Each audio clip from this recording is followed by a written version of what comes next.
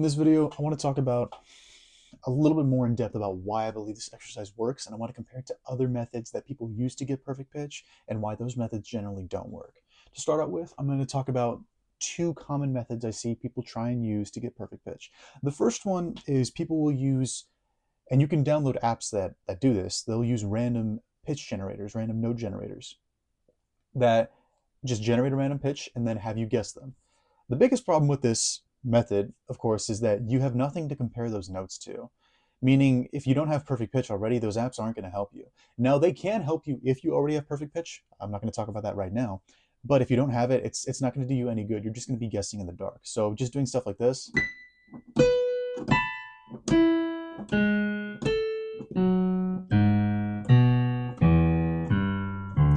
and trying to guess all those notes, even if you go one by one, it's not really going to do anything for you. Again, if you don't already have perfect pitch. If you do have perfect pitch, those apps can help you if you change the instrument sound to different instruments that you're not familiar with different timbres that you struggle with, or if you try and increase the register. Like let's say you can guess notes very easily in this octave, but outside that octave you're not able to guess notes too well. They can help with that. But if you don't already have perfect pitch, those apps aren't going to help you, and that method isn't going to work.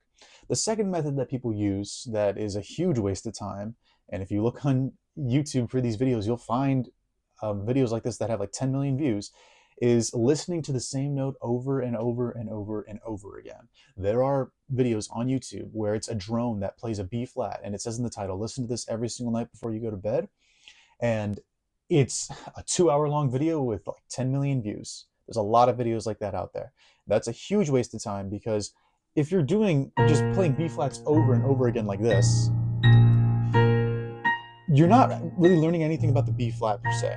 I understand some people might be a little confused as to what I mean by that, but the way I like to illustrate this, if I could use an analogy here, this is the analogy I use all the time, is let's say you're learning a second language. One of the most common pieces of advice you'll be given when trying to learn a second language, trying to become fluent in a second language, is to surround yourself with that language, which is pretty good advice. But when you need to start narrowing down and learning particular words, the best thing you can do when you're studying one word is to listen to that word a few times, listen to another word that sounds similar to it, go back to that original word, and then listen to another word that sounds way different, and go back to that original word, and just keep doing that back and over and over again. A specific example for if you were trying to teach somebody English is, let's say you were trying to teach somebody the word flower. You might say the word flower a few times, get them saying that word, pronouncing it, hearing how it sounds, just saying flower over and over again. Then you might say a word that sounds similar to it, that rhymes with it, a word like sour. Then you would go back to flower again. And you might say a few other words that rhyme with flower, so that the person who's learning that word knows what the word flower is and what other words that are similar to the word flower are, but they're not the same word. Then you might say a random word that has nothing to do with the word flower, like octopus or something, and then go back to the word flower. The whole point is that you're learning that word in the context of the greater language, which is why those previous two methods I talked about, guessing random notes and playing the same note over and over again, don't work too well. Because in the first example of guessing random notes, you have no reference pitch. You're not honing in on a single note. In the second example of only playing one note, you're not hearing this note in reference of all the other notes that aren't this note, which is why I believe the exercise that I have up on this channel works so well, and why I believe it's one of the only methods I've seen, if not the only method I've seen, that actually works and produces good results. It still takes a while to produce results, but it's if you work at it long enough, you will eventually get perfect pitch. Whereas those other two methods, they're largely just a waste of time, frankly. I also see a lot of people saying you can't get perfect pitch at all past the age of 4. And I wanted to address this as well. So this is a very common misconception, and some people are just jaded because they've tried to get perfect pitch other ways and they're just kind of frustrated, which I understand. Other people are just very money hungry and are trying to sell you a relative pitch training ear course, while telling you that you can't get perfect pitch, like Rick Beato, for instance. And some other people are just, I don't know how to put it. I guess they're like psychopaths. They just want to watch people suffer and want to just extinguish your dreams of getting perfect pitch.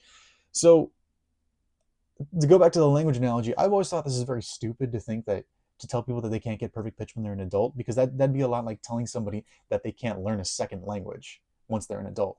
Obviously, most people know that it's far easier to learn a second language and become fluent in a second, third, and fourth language when you're way younger than when you're older. But I think even the most pessimistic people would tell you it's possible to become fluent in a second language when you're older. It's just going to be way harder than it is when you're younger. And learning perfect pitch is no different. So when you're using this exercise and doing it with other people and doing it on this channel, you need to approach it with that in mind. It's going to take some time. You're in it for the long haul. This is not going to be something you're going to do 2 days in a week and then boom, you magically have perfect pitch. Now, even if you do it just a few times, your ear probably will significantly improve. But if you want to get to where most musicians want to be, where they can instantly recognize notes and instantly recognize chords and all that, you're going to have to be doing this for a long time.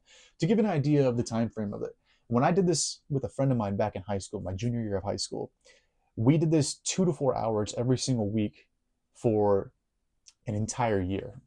And a good portion of my improvement came from that time. Now, I've probably improved a fair bit more than other people because of me recording these videos and doing this exercise with other people. I've probably improved at least a little bit there. But most of the improvement happened during that single year of time. And 2 to 4 hours every single week, that's a serious amount of time. So if you're looking to get results, you can use that as a gauge. I would say I started getting relatively comfortable with guessing single notes like this and just doing all that. Probably the earliest I would say is around the 3 month mark, but it might have been even later in the 6 month mark. And obviously, people are going to be at different levels. If you want to get really, really fast, you're going to have to do it more frequently. And there's a big difference. There's a big difference between somebody who can hear one note and has to think about it for a while before guessing it versus somebody who recognizes it instantly. Those are both perfect pitch, but obviously the one who can recognize it instantly has the much more desirable skill level. That being said, I believe that's everything that I wanted to talk about right now, so I'm going to cut it off right here. I hope that helps. Hopefully, I will be getting out that demonstration relatively soon with a friend. But until then, just keep on doing the exercise, and you should see some improvement.